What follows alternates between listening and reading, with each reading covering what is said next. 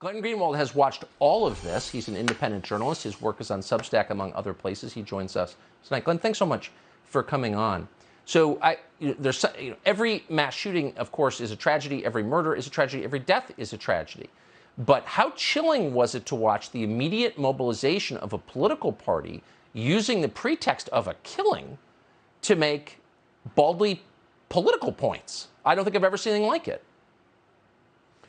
Yeah, I mean, I think one of the things a healthy society does is unites whenever there's a horrific act that violates the values of all decent people. We saw that in the wake of 9/11, for example, for a few days or a couple of weeks. But unfortunately, another path can be taken, and often is, by political leaders. You might remember in 1995 when there was that hideous attack on the federal courthouse in Oklahoma City. The Clinton administration immediately seized on that to say we need a backdoor access to be able to control the internet where this information is spreading.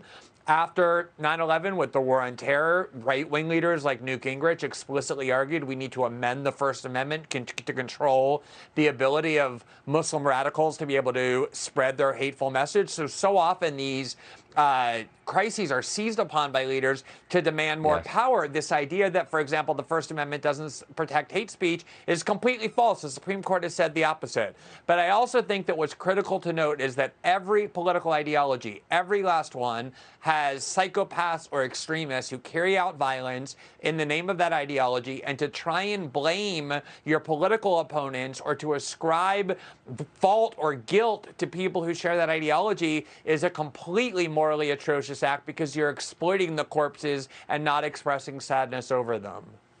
Shouldn't there at least be a pause? I mean, I think all of us can learn lessons from tragedy. Why do people do what they do? How did this happen? I think we should know. I think that of all tragedies.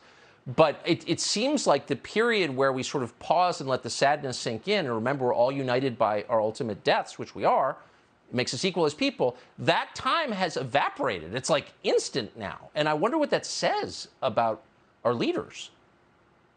I was really amazed at not just the rapidity with which this coordinated messaging campaign emerged to try and blame this network and political opponents, but also just how unanimous it was, particularly since the only thing that was known about the person who carried out this massacre was a 181-page, very densely written manifesto that, as you said, had a wide range of kind of unrelated ideas. He called himself a left-wing authoritarian on the one hand, a fascist on the other hand.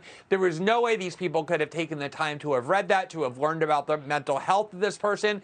They didn't care what the facts were. They saw an opportunity in those corpses laying on the ground, and the opportunity was political and exploitative, and they seized on it together and quickly in a way that made clear that their concern or sadness for the victims was a complete pretense. They instantly weaponized it before anything was known.